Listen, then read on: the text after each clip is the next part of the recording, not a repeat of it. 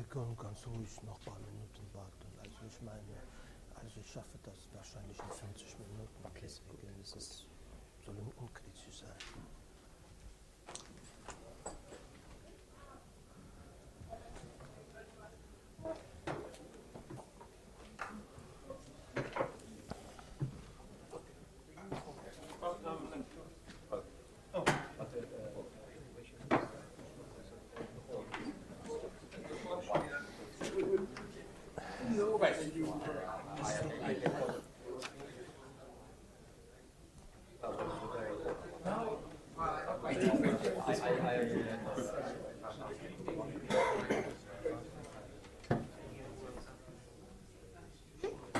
Я душу нас направили. Ты вечно чуть-чуть.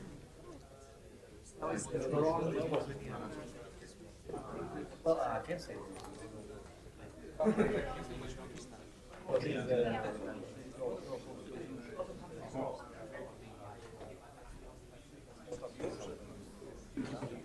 Yeah, I mean, that's not identity. Oh, yeah, I think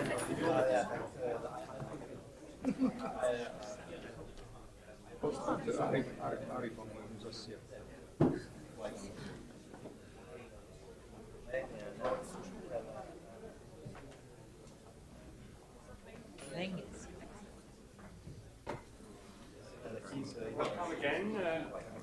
Our last speaker this morning is Vadim Spiggin from Archive Clausthal, and he will speak about contractive semigroups on metric graphs. So, thank you very much for the introduction. So the title of my talk is Contractive Semigroup on Metric Graphs. And actually I will speak on some non-self-adjoint operators on metric graphs. What is the reason to look at these questions?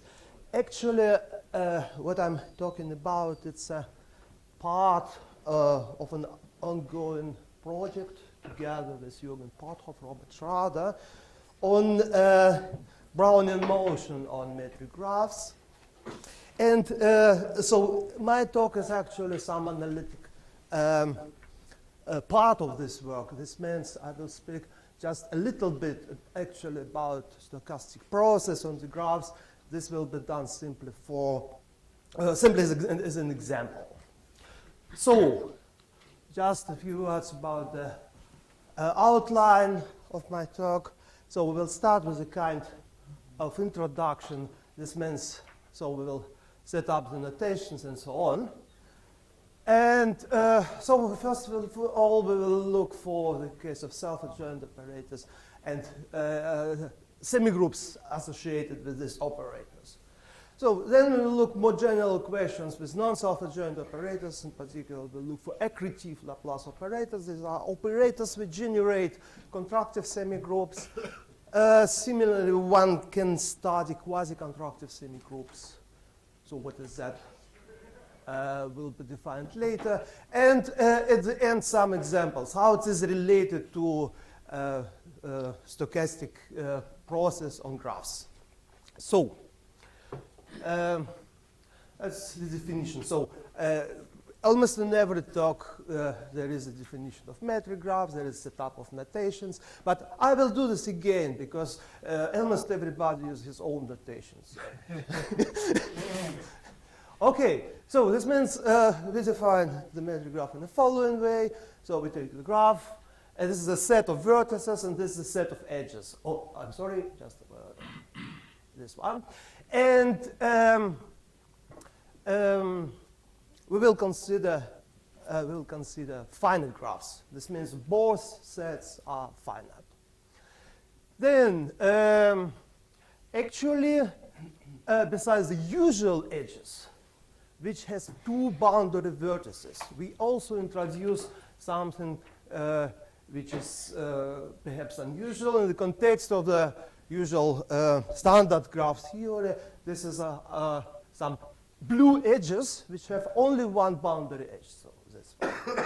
And this will be associated with some kind of semilines that will make the graph non-compact. So in any case, in the sequel, we will consider in general the graphs which may be compact. This means the set of blue edges will be empty, or they may be non-compact. Okay, what's going on further? So we consider this graph as a directed graph. This means on any edge we will introduce some orientation. And actually, this we will need to introduce the local coordinate system. This orientation does not play any other role. It can be quite arbitrary. So then, the next step, we associate with any edge some interval. Either compact interval, if the edge is black, the usual edge with two boundary vertices. It's not precisely compact, it's a bounded interval. And AG is the length of this interval. And with blue edges will be associated semilines, 0, infinity. And actually, at this place, we use the orientation which we have introduced. This means the point 0 of the interval will be associated with initial vertex of the edge, and the point AJ will be associated with the terminal vertex of the corresponding edge. Okay, so now actually consider functions on this structure, and in particular we define the Hilbert space of square integrable functions on this graph. It will be defined as a direct sum of L2 of the corresponding edges. So one may decompose it in the part of internal edges. These are the usual edges with two boundary vertices, and external edges. These are semi-lines which have only one boundary vertex. So, next step? Yes. This means the element of the Hilbert space, it's a collection of functions. Every member of this collection is defined on the corresponding edge and is a square integrable. So then, just special notations, what we need. If we look for some more or less smooth functions, let's say Sobolev functions on every edge, then naturally we can define the boundary values of such functions at the vertices. And the simple notations, psi underlined. This will be the set of boundary values of the function itself.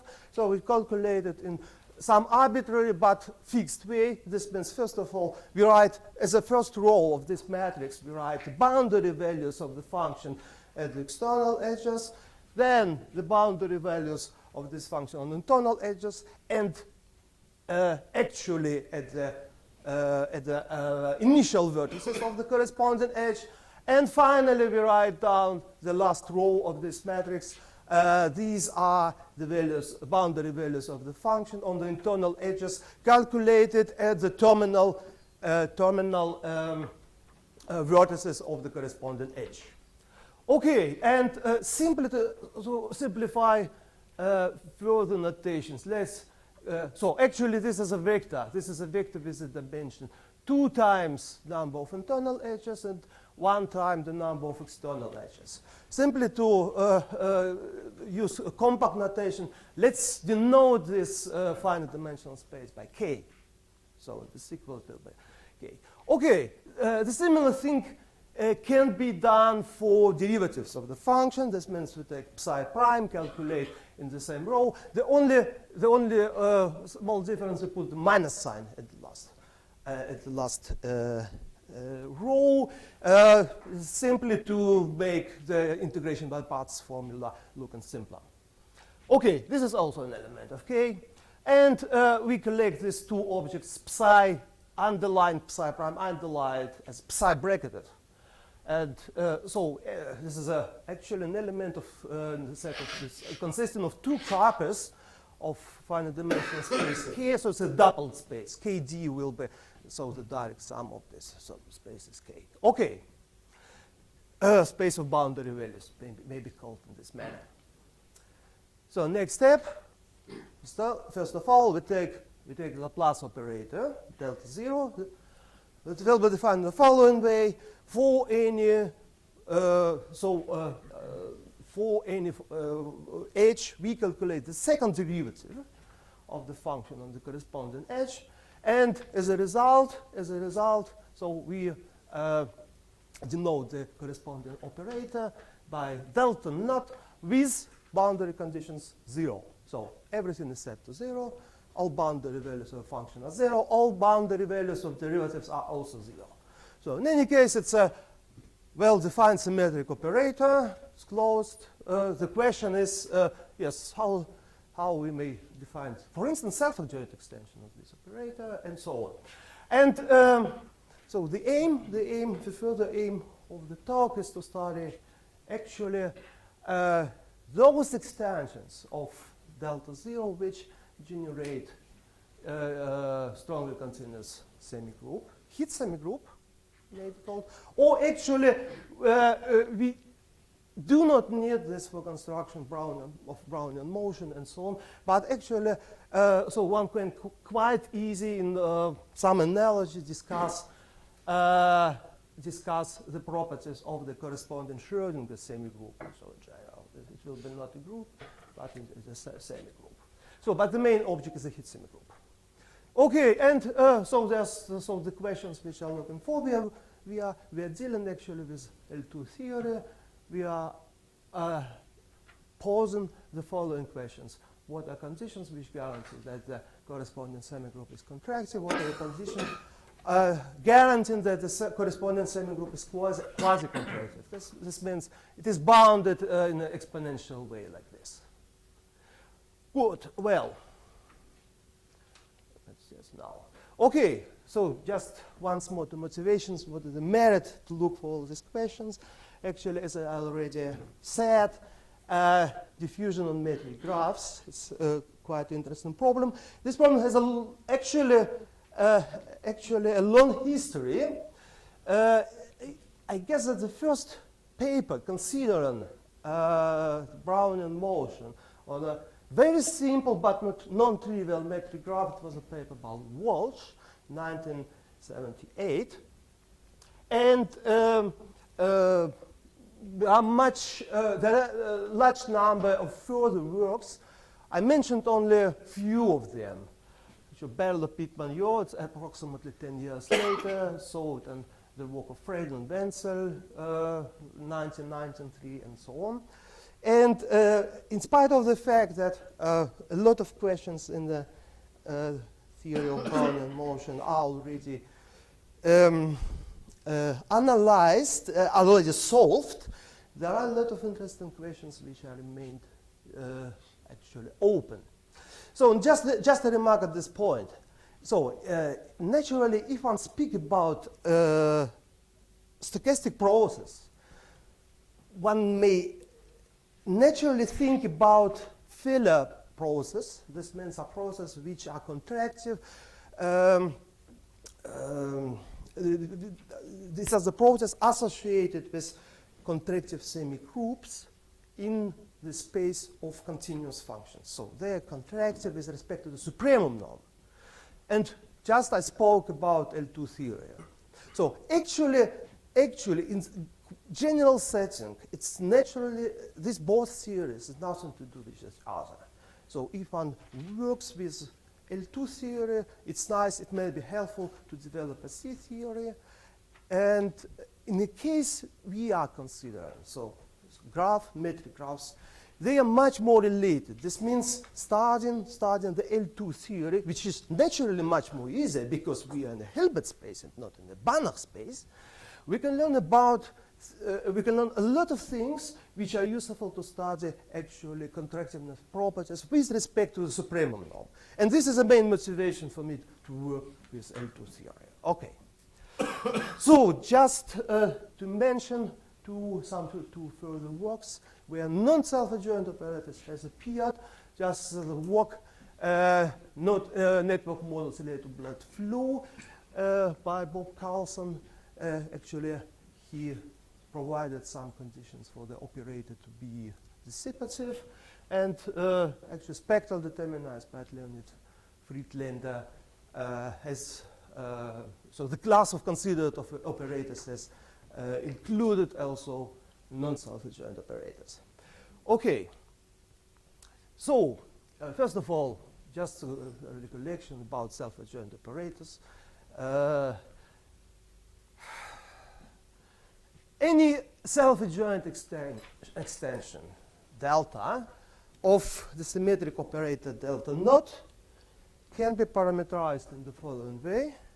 So it's A some matrix multiplied with, by the vector of boundary values psi underlined plus B, another matrix psi prime underlined is 0 for all psi's from the domain of the delta.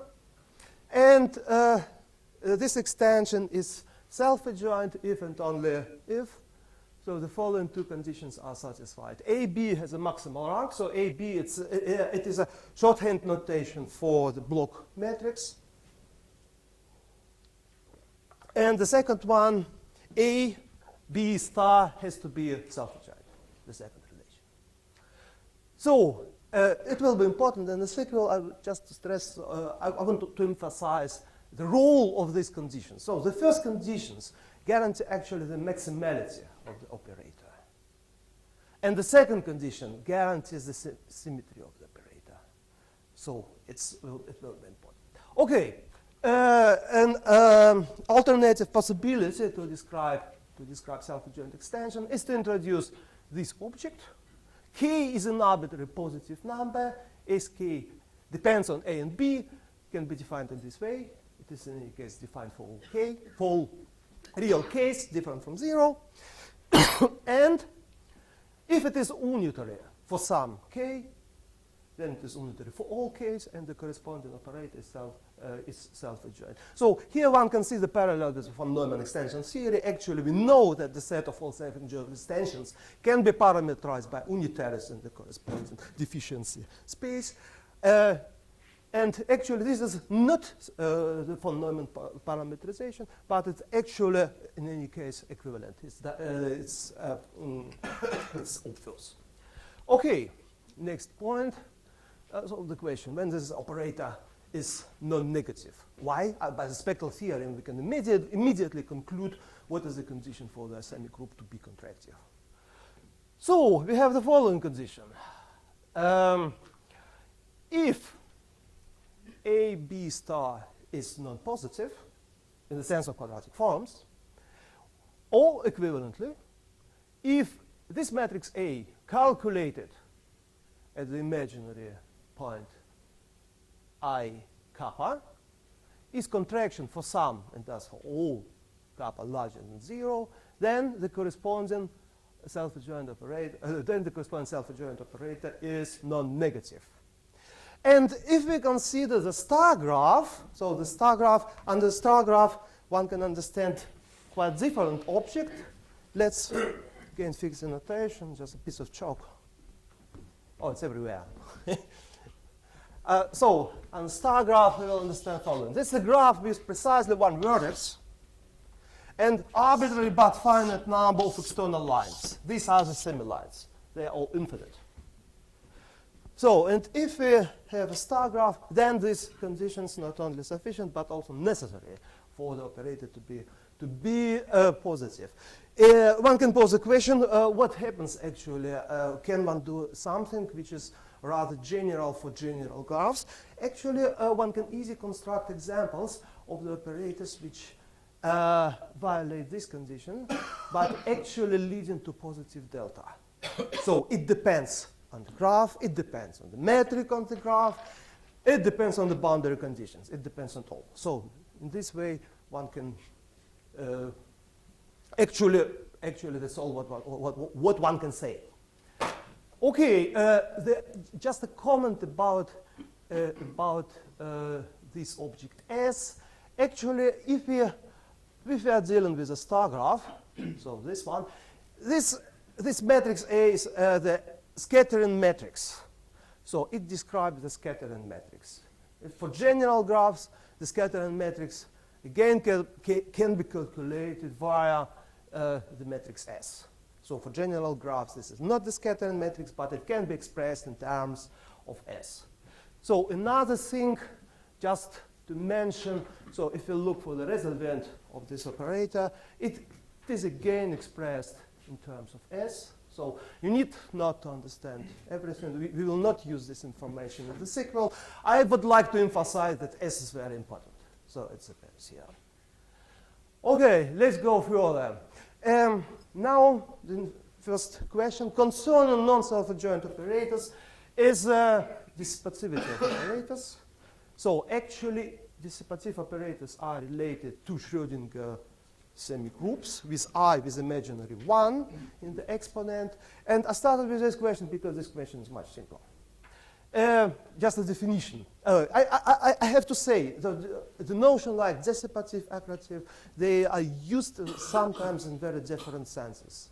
And okay, so let's fix the terminology. We will call the operator dissipative if this inequality holds for all psi from definition from domain of minus delta.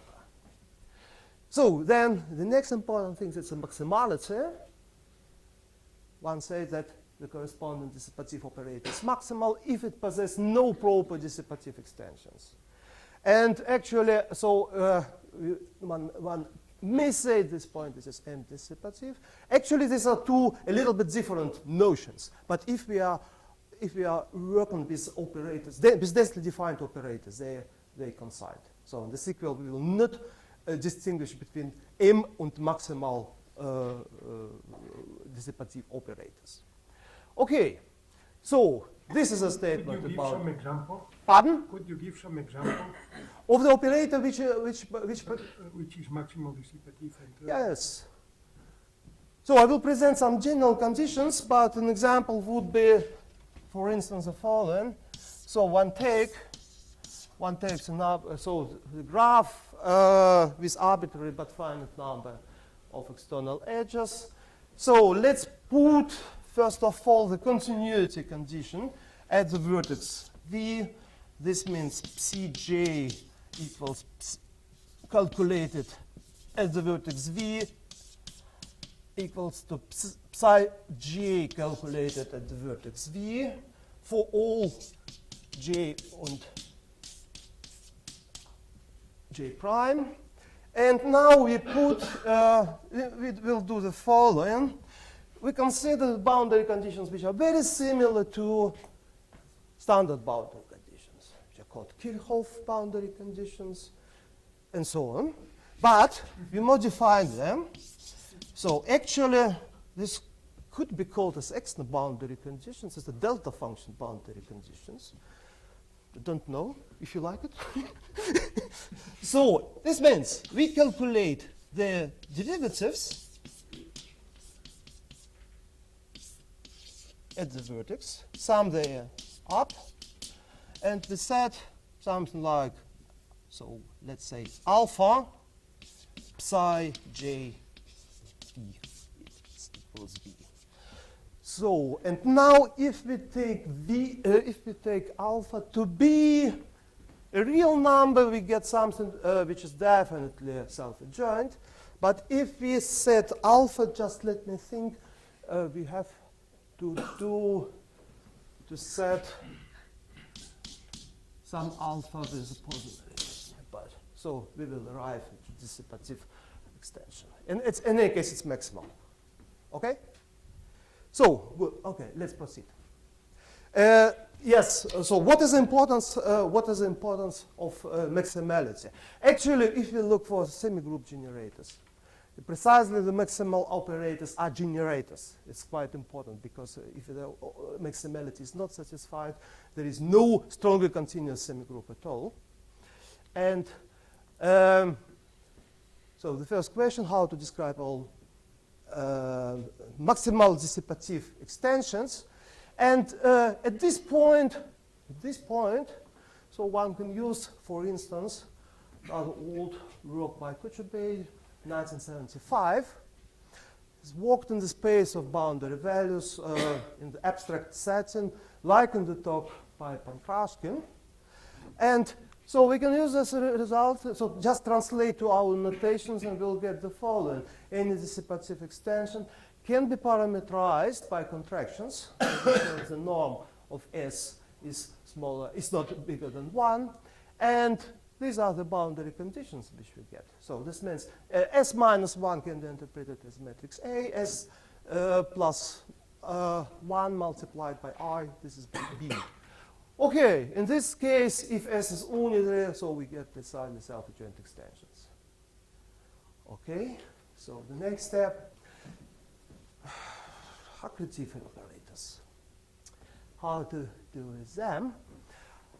First of all, definition. So the real part of this quadratic form has to be non-negative, and the maximality is understood in the same sense. There are no proper accretive extensions of the operator delta. So in connection with semigroups, these are precisely generators of contractive heat semigroups. Okay, so this is just formulation of our result, which will be used in this context, in the form which we just have seen on the previous slide. This means that if the boundary conditions are given by this formula, this is the same form as in the case of dissipative operators. There is quite small difference. There is no imaginary 1 in front of S plus 1. That's all. And S is again quite arbitrary contraction. Then we arrive to accretive, maximal accretive operators. So actually, there are some results, a number of results. So certainly, this is not a complete list of references. I would like to mention the name Tsekhanovsky and his co-workers who made a lot of work on accretive extensions of symmetric operators, and actually, so these results in some sense are related. But I didn't see this formula in his work. Okay, let's go further. Now this result states more precisely in terms of the matrix A, S, which we have introduced before, in terms of the scattering matrix, actually. So it is M accretive if and only if for star graphs one of the following conditions, or the following equivalent conditions, is met.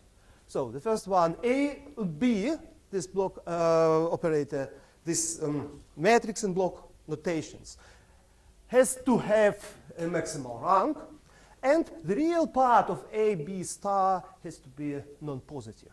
So just a recollection, in the self-adjoint case, it was a self-adjoint operator, and now so it can be arbitrary, but the real part has to be non-positive. Oh, equivalently, one can formulate this in the following way. The matrix S, which is a scattering matrix for the graph, there's a star graph, calculated at the imaginary point I kappa, has to be contractive, actually for all kappa larger than 0. And just once more to mention what is the role of both conditions. So the first, this condition, maximal rank, this is the same as the maximality. Because, how to see it? It's quite a simple thing. Any operator is maximal accretive if and only if its adjoint is maximal accretive too. So this simple fact leads to the observation that A, B has to have maximal rank. And this is a condition from which guarantees that the operator accretive. Okay, so the corresponding similar result for the dissipative case. What's the difference between the second condition in this theorem and the one for dissipative? It looks the same. I didn't understand. The second condition? Yeah, the SI kappa, yes. Is contractive for some K. Mm-hmm. Yes? What is the difference? There is no y on the right-hand side. There is no Y, right. So it's a different formula from the one for the dissipative, the previous theorem for dissipative. Yeah, look, so it's for comparison. It's for comparison stated once more for dissipative operators. But in dissipative case, we look for the scattering matrix calculated for real values of energy, for real values of the parameter K. And it has to be contractive. So quite simply, the scattering matrix associated with the dissipative operator is dissipative. Is contractive. I'm sorry, is contractive. And the story looks quite a little bit different if we look for accretive operators. What goes wrong with non-star graphs? You have only if. Yeah, what is wrong? This is the same story as the self-adjoint case. Yes? So actually you can, in the self-adjoint case, you may provide, so to say, the boundary conditions of the type where at one point you have something which is negative, okay? Yes? And nevertheless, you will have no discrete spectrum. This is the same story, completely the same story. Okay, we go further. Let's look what happens. Yeah, no. So just a special kind of parameterization with matrices A and B. A and B, it's so actually some construction in the spirit of the work by Peter Kuchband. So let's take P some orthogonal projection. Let's take L such that minus L is accretive in K, and satisfy additional LP complementary projection, 0. So now set A in this way, B will be chosen as P, and calculate AB star. Okay? So in any case, one condition of the theorem is satisfied. L is anti-accretive. This means this is one of the conditions for AB star. And AB has a maximal rank. It's quite simple to see. Okay, this means the corresponding operator delta is actually accretive operator. The question, so can we describe in this way all accretive operators? The answer is yes. So just 2 words how to see this. It's quite elementary. So take an arbitrary contraction. If this contraction has an eigenvalue -1, this eigenvalue is normal. This means the corresponding spectral projection is orthogonal. So now split off this space. Yes? And consider the operator on the complement of the space. On the complement it is invertible. Fine. This means we are allowed to consider the Kelly transform. Now, the Kelly transform of a contraction, and so on, gives us precisely the accretive operator. Contractions are related and through this form of Kelly transform to accretive operators. And we get a pair LP. So L will be constructed from from the Kelly transform by a trivial extension of L hot by 0. And finally, we can check. So let's take the matrix S. Let's put everything with what we get. For instance, for K equals 1, we will get this matrix as 0. Okay, so this means in any case we may parameterize accretive extensions by pair LP as in the self-adjoint case. L has to be minus L has to be accretive. So the question, what happens with L if we consider the instead of the delta Laplace operator, its conjugate? So I actually claim the following: L has to be conjugated to. This is all. So this is very convenient parameterization in any case. So the argument is quite simple. It's a direct calculation. So I would suggest to skip this discussion at this point. Everybody can verify this by himself. Okay. So now just a few words to the idea of the proof of the theorem, how to do that. So especially looking naturally for the case of accretive extensions. And what we are doing is the following. So we compute the quadratic form of the operator, of the Laplace operator. Then we take the real part of this quadratic form. So it has natural, it's a simple integration by parts, leads to this structure. And the last term contains the matrix Q. So with respect to the natural orthogonal structure of the space, we write this matrix as a block matrix. So it's so we are in a space of boundary values, and this space contains two copies of the space K. Okay. Now the next question. So what we are doing actually, this function psi is arbitrary, but it belongs to the domain of delta. This means nothing will happen if we put from both sides of Q the projection, the orthogonal projection, on the subspace M defined actually as the boundary values of all functions from the domain of operator delta. Okay. What we can see now is the following. The operator will be accretive if the real part of this form will be negative. That's fine, but there is another thing, and we have no if and only if conditions. This is the same problem, so this means we cannot guarantee that these conditions is also necessary for the accretivity of the operator. The situation is completely different if we look for dissipative operators, because if we calculate the imaginary part of this quadratic form, then the integral term disappears completely. So we have the imaginary part equals to something which is also imaginary. That's all. We can go in both directions equivalently.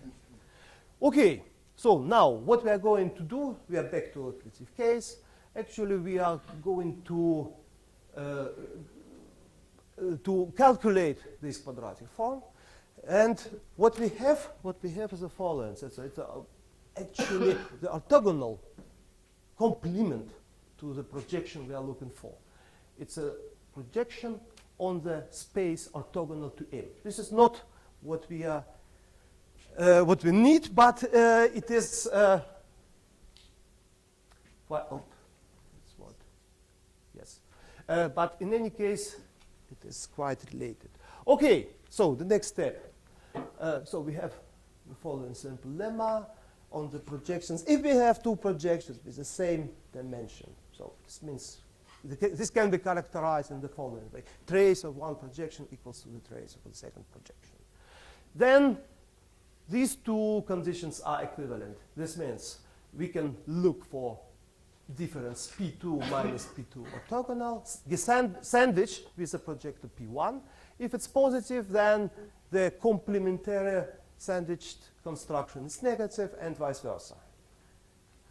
So what we are doing now, so we take the following. This is a matrix Q. Actually, the real part of the matrix Q can be represented as the difference of two orthogonal projections. Now we take P1 is PM, P2 can be taken either as P plus or P minus, and actually we immediately arrive to the following conclusions. This inequality holds if and only this inequality holds. So the difference, we are working with complementary projections. Now the last line, this one. It's a simple calculation of the matrix appearing in the quadratic form. And we say here it's a real part of AB star. This means the statement, so we relate the accretivity of the Laplace operator to accretivity of the operator EAB star. So this is essentially the most part of the proof. And so, okay, in any case, we have found some class of accretive operators. So in general, for general graphs, we cannot state a priori what is a necessary and sufficient condition for the operator to be accretive. It's a more delicate question. But in any case, for general graphs, for general boundary conditions, we state the following. If the matrix AB, if this block matrix AB has a maximal rank, we may state the following. So the corresponding semigroup is actually quasi-bounded. Is a quasi-bounded in this sense. This is, in any case, what can be done. Okay, next term. Also, do the resulting operators have property to be normal? So in general, no. It's quite simple to see. This means the only possibility for the corresponding extension to be normal is possibility to be self-adjoint. That's all. All other operators are not normal. So the next step, actually, it's a kind so very weak version of the spectral mapping theorem. So all these operators behaves quite nice. This means one can use spectral mapping theorem to estimate the growth rate of corresponding semigroups if this semigroup is not contractive. And so just quite shortly the information. So the residual spectrum is empty. So what we may have, that's a point spectrum and continuous spectrum. The continuous spectrum is naturally empty if we are dealing with compact graphs with no external edges. So then the next thing. So this quite important property for semigroups, if we relate them to some kind of stochastic processes on the graphs, it's a property positivity preserver. So, and now we are working, up to now, we have worked with arbitrary boundary conditions. We said nothing about the type of these boundary conditions. From right now, we will fix these boundary conditions to be local. So this means, so there is a coupling between the boundary values of the function, boundary values of derivative, only on the edges, on the same edges. There is no coupling between the boundary values on different edges. So this is actually what is usually considered for. Okay, and now just one more condition. We assume that at any vertex of the graph, this inequality is satisfied. This is a matrix inequality, that this inequality is satisfied in the component-wise sense. So this is a matrix, and larger, bigger than 0 means it's any element of this matrix is positive. That's a minimum. So, and in this case, so yes, and it has to be satisfied for sufficiently large, for all sufficiently large kappa. For small kappa, it may deviate, it may violate this inequality, it is allowed. So then in any case, the corresponding semigroup will be positivity preserving. Positivity preserving means if we start with some initial data, which is nowhere negative, then the solution of the corresponding heat conduction equation will be non-negative for all types. That's this property. So next question. Just actually, so an illustration. So how we turn from the Hilbert space theory of semigroups, L2 theory, to L infinity. Just so as an example. So we are asking the following question. So what are the conditions guaranteeing for the semigroup to be contractive with respect to the supremum norm? With respect to the supremum norm. And now let's consider again the star graph of this type. Assume that this graph is positivity preserving. So then, this is one condition. The corresponding semigroup will be contractive with respect to supremum norm if this matrix, which has before considered as a matrix to be with a contractive matrix, it has to be substochastic. What is a substochastic matrix? This means stochastic matrix is a matrix with a sum over any row to 0, to 1, precisely 1. Substochastic is smaller, or less or equal 1. That's a condition.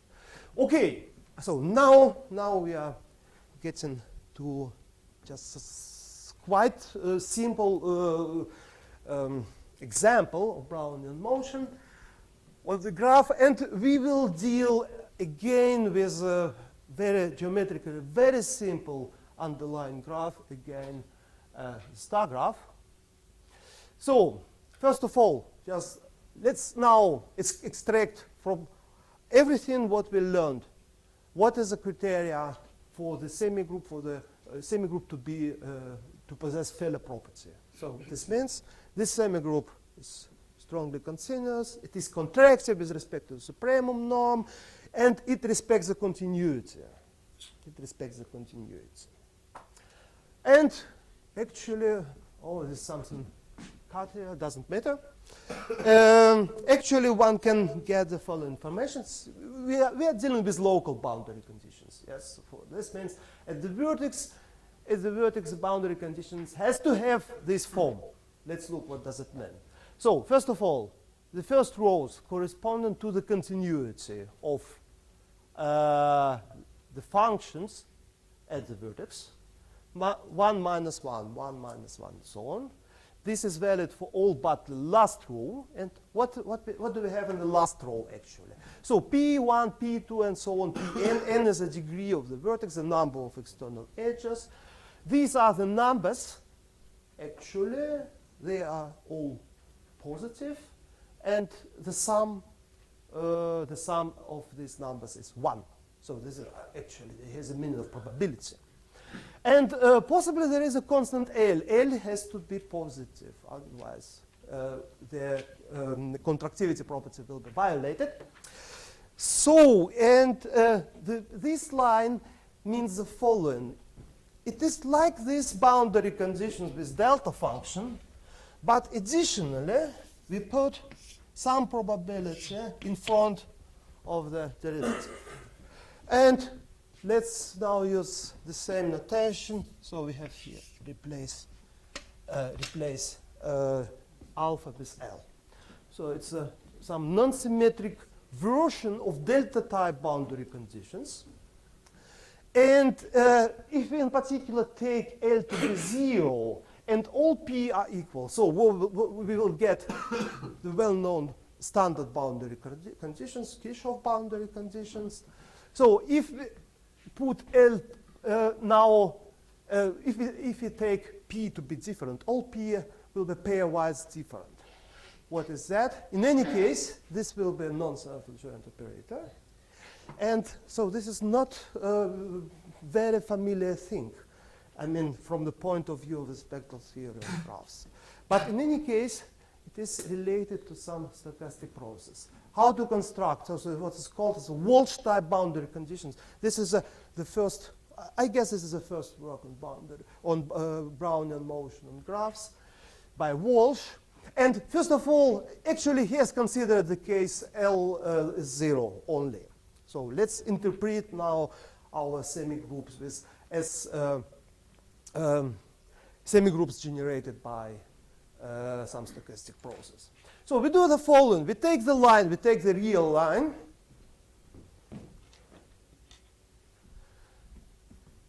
And so we are interested in positive values, first of all. We take some point x. Okay. So simultaneously we do the following. We take some h at random. So in any case, what I'm making is a very hand-wavy discussion of the Brownian motion, but it can be done in quite rigor. And now we take some arbitrary point on this h. We associate the positive half line. Oh, I'm sorry. We associate, so it's a 0.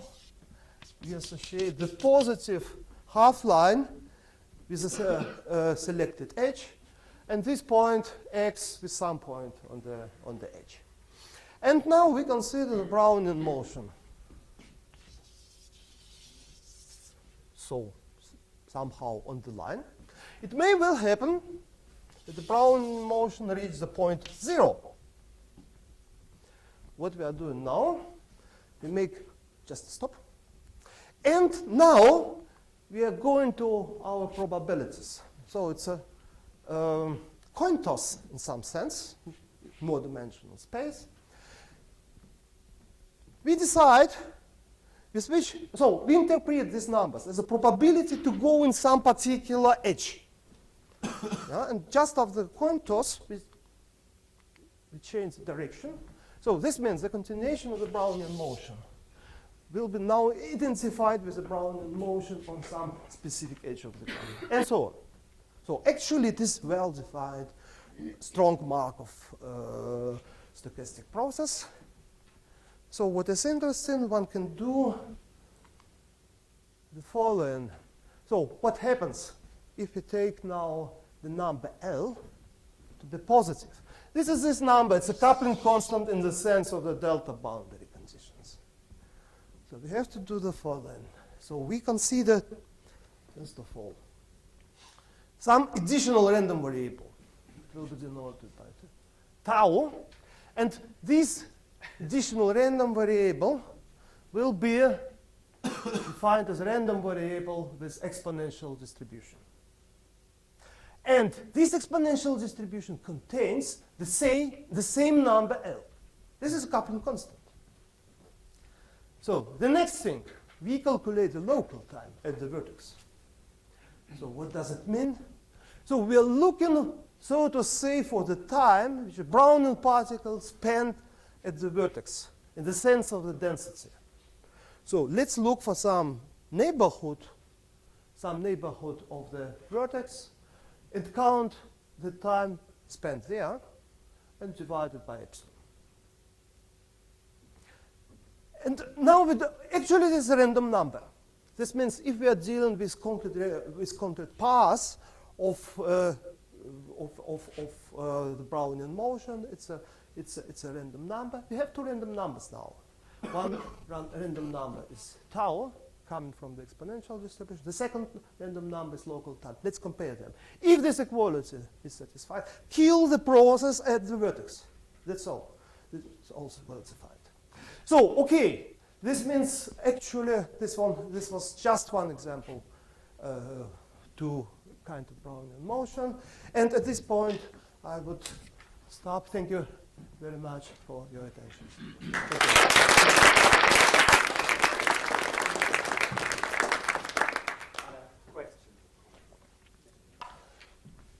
What was the reason for considering only finite graphs? What? What was the reason for considering only finite graphs? Finite? First of all, there are a lot of problems simply to work with this graph. Yes? So the next thing, actually, if you understand this one, you may rather easily transfer all your information to infinite trees. That's right. The major problem, how to deal with loops on the graph. And this problem is valid even for finite graphs. But I mean, from the point of view of all these conditions for accretivity and so on. This is extent naturally, yes. It's just to understand the effect. So, in order to define your semigroup, you need AB to be of maximal rank. That's exactly the condition, okay. right? Okay. And then you look at different properties. Right. But always It you has to have to have this condition. right. Question?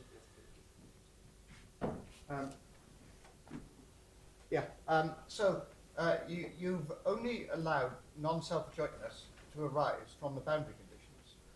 You could also have included a constant first-order drift term in each interval, Yes. which would give a different Yes. kind of non-self-adjointness.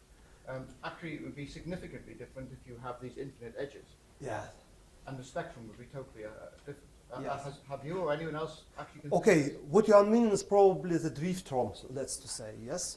Actually, so if one ready with let's say Laplace operator, one can easily incorporate the drift term as a perturbation. So I mean the crucial part of the analysis belongs to the Laplace operator actually.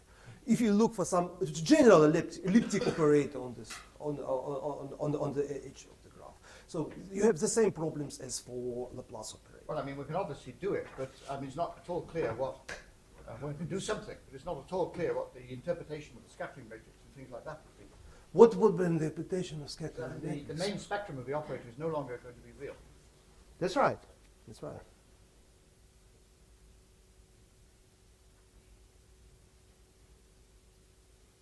The semi-infinite edges are going to be associated with parabolic spectra. Okay.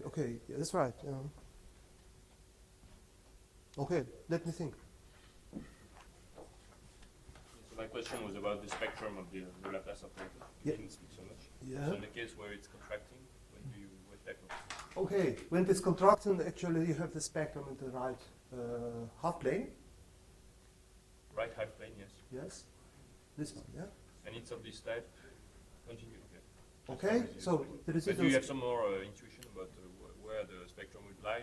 They would be Yeah, matching yeah. with the- In any yes. One can say actually more. That's right. So the continuous spectrum is a positive semi-line, as before. Yes. What you get is eigenvalues which are placed somewhere in the complex plane, in the right half plane.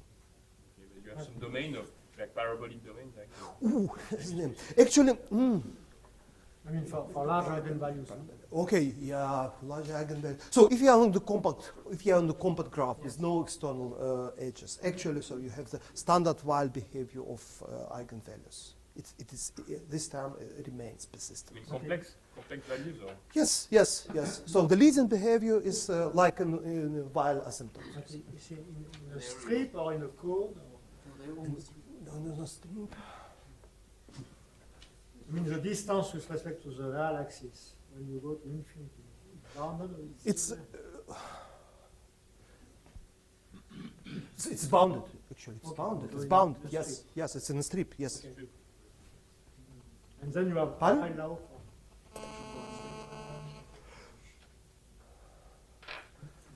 Perhaps. Yeah, perhaps. Yeah. In the case scale, the approach,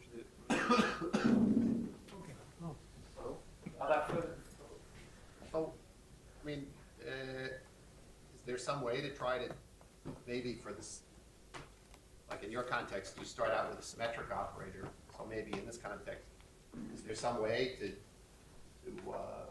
make this von Neumann theory characterize the native extensions? Or just you run into some problem there?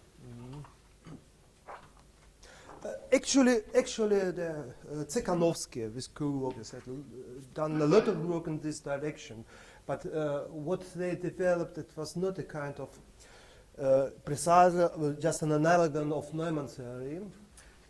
Actually, so they tried to generalize Klein description of self-adjoint operators for the case of accretive operators. But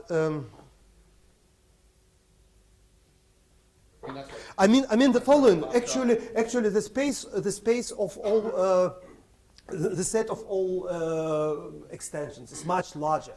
So for self-adjoint operators, you have only unitaries, and for accretive operators, you have contractions. This is a much larger set.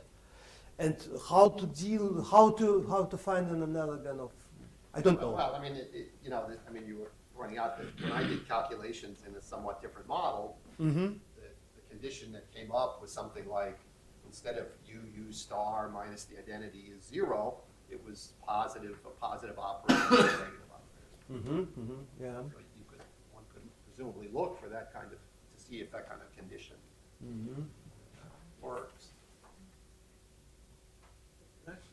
Contraction, you can sometimes do unitary dilation. Right. Would that be useful in this, I think? Dilation. That's my thing. Yeah. So I may suppose the following. So if you look for dilation, this means you increase your space. Yes. And it would be something like increasing the space of boundary values for the Laplace operator. Yeah. Get a self-adjoint operator. I guess yes. That's what I can would answer think. some of those questions. Perhaps. Yes.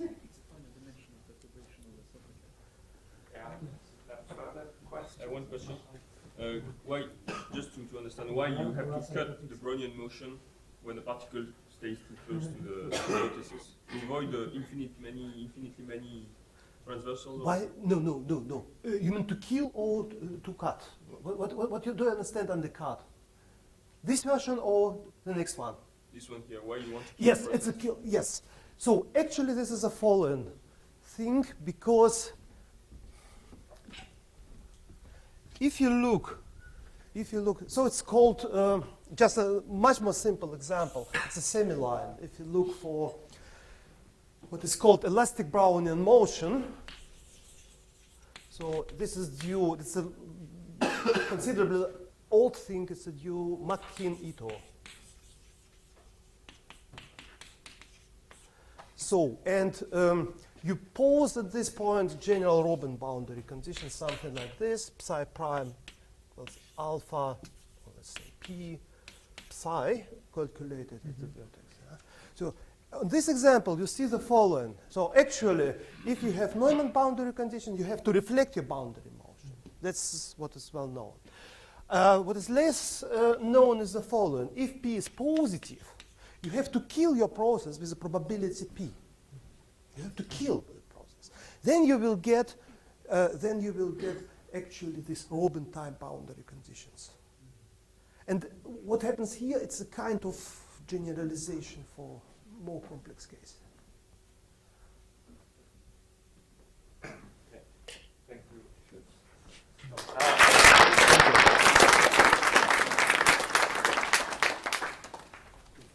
I remind you that the lunch break is a little longer today, so we